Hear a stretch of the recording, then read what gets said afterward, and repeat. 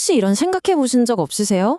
나는 왜 우리 부모님처럼 살기 싫은데 정신 차려보면 부모님을 똑같이 닮아가고 있을까 하고 말이에요. 오늘은요, 우리가 흔히 낀 세대라고 부르는 70년대, 80년대생들의 마음속으로 한번 깊숙이 들어가 보려고 합니다.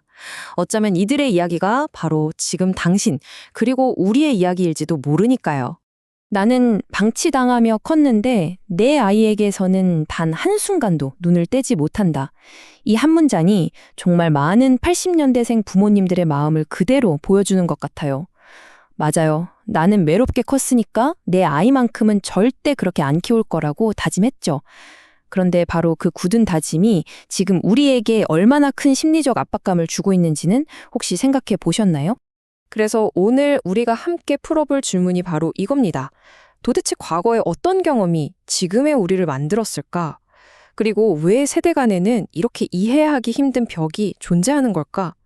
그 독특한 고군분투와 강점 뒤에 숨겨진 심리학적 이야기를 지금부터 하나씩 파헤쳐보겠습니다. 자, 그럼 타임머신을 타고 먼저 70년대생들의 세상으로 가보겠습니다. 그들을 보고 흔히 강철 멘탈이라고들 하잖아요. 대체 어떤 환경이 그토록 강인한 사람들을 만들어냈는지 그들의 어린 시절을 한번 들여다보시죠. 여기 이 표를 좀 보세요. 왼쪽이 70년대, 오른쪽이 오늘날의 교실입니다. 와, 정말 다르죠? 한 반에 60명이 빽빽하게 들어찬 콩나물시로 같은 교실. 이런 환경에서는요, 아이들이 살아남는 법을 스스로 터득해야만 했습니다. 선생님의 말 한마디는 법이었고, 체벌은 그냥 일상이었죠. 바로 이 혹독한 환경이 그들의 빠른 눈치와 생존력을 단련시킨 첫 번째 훈련장이었던 셈입니다. 심리학에서는 이런 환경을 고수반성 환경이라고 부르는데요. 말이 좀 어렵죠? 쉽게 말해서 뜨거운 냄비 뚜껑을 맨손으로 잡으면 바로 손을 대는 것처럼 내 행동이 곧바로 결과로 이어지는 세상이었다는 뜻입니다. 이런 살벌한 환경에서 살아남으려면 어떻게 해야 했을까요? 네, 맞아요. 그들의 뇌는 생존을 위해서 엄청나게 정교한 예측 알고리즘을 발달시키기 시작했습니다. 상사의 미세한 표정 변화만 보고도 전체 분위기를 읽어내는 그 놀라운 능력의 뿌리가 바로 여기에 있었던 겁니다. 학교 밖도 마찬가지였어요.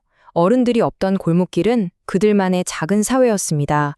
거기서 자기들끼리 놀이 규칙을 만들고 혹시 좀 약한 친구가 있으면 깍두기로 끼워주면서 함께 어울렸죠. 물론 싸우기도 했지만 어른 개입 없이 스스로 화해하면서 갈등을 해결하는 법을 몸으로 배웠습니다. 이야말로 어떤 교과서에서도 배울 수 없는 진짜 사회성이 아니었을까요?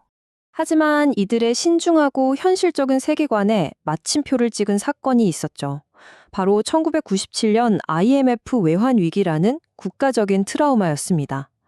열심히 일하면 잘 살 수 있을 거라는 사회가 했던 약속이 눈앞에서 산산조각 나는 걸 직접 목격한 세대예요. 이 뼈아픈 경험은 방어적 비관주의라는 아주 독특한 심리를 낳았습니다. 다 잘 될 거야 같은 막연한 긍정 대신에 항상 최악의 상황까지 미리 대비하는 고도의 생존 전략을 마음속에 장착하게 된 거죠. 자, 그럼 이제 시선을 돌려서 바로 다음 세대, 80년대생들 이야기로 넘어가 볼게요. 이들은 70년대생과는 정말 완전히 다르지만 그에 못지않게 아주 힘겨운 심리적인 싸움을 벌여야 했습니다. 나는 절대로 우리 부모님처럼은 안 키울 거야.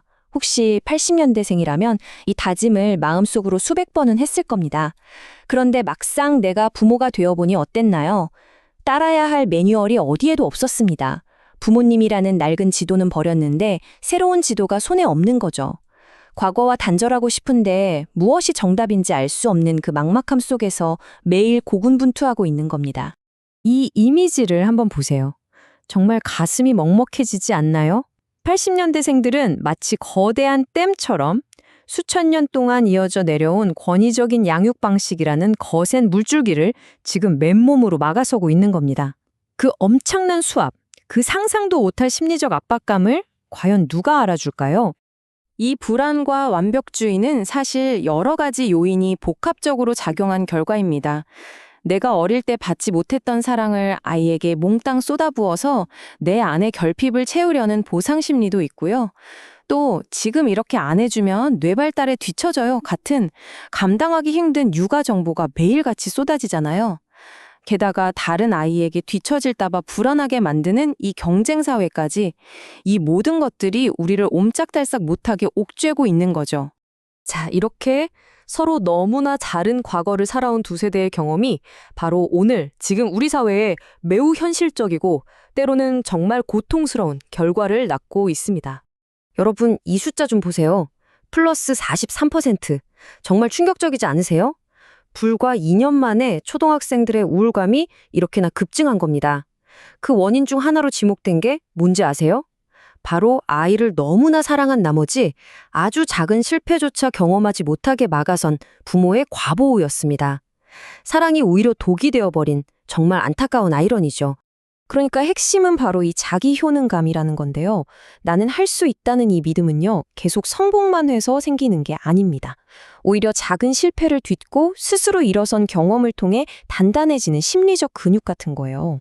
그런데 부모가 사랑이라는 이름으로 아이가 가는 길에 있는 모든 돌부리를 미리 다 치워주면서 역설적으로 아이가 넘어졌을 때 스스로 일어나는 법을 배울 기회를 우리가 빼앗고 있었던 겁니다. 동시에 70년대생들의 상황도 한번 보세요. 이들은 정말 말 그대로 샌드위치 압박에 시달리고 있습니다. 위로는 연로하신 부모님을 끝까지 부양해야 하는 마지막 세대고요. 아래로는 자식 세대에게 부양받을 걸 기대할 수 없어서 자기 노후를 스스로 책임져야 하는 첫 세대이기도 하죠. 어쩌면 대한민국 역사상 가장 무거운 짐을 양쪽 어깨에 짊어진 세대라고 할 수 있습니다. 자, 그럼 이제 가장 중요한 부분입니다. 이 모든 걸 알게 된 우리가 서로를 비난하는 것에서 벗어나서 이해하려면 어떻게 해야 할까요? 그리고 구체적으로 어떤 걸 시도해 볼 수 있을까요? 무엇보다 먼저 이 말씀을 꼭 드리고 싶었어요. 지금 느끼는 그 불안감은 당신이 나쁜 부모라서가 절대 아닙니다. 아이를 나처럼 서럽게 키우고 싶지 않다는 그 마음, 세상에서 가장 숭고한 사랑이잖아요. 그저 그 사람의 방향을 아주 살짝만, 정말 조금만 바꿔줄 필요가 있을 뿐입니다. 그렇다면 오늘부터 당장 뭘 바꿀 수 있을까요? 전문가들은 딱 4가지만 기억하라고 합니다. 첫째, 아이가 넘어졌을 때 바로 달려가지 말고 딱 3초만 기다려주기.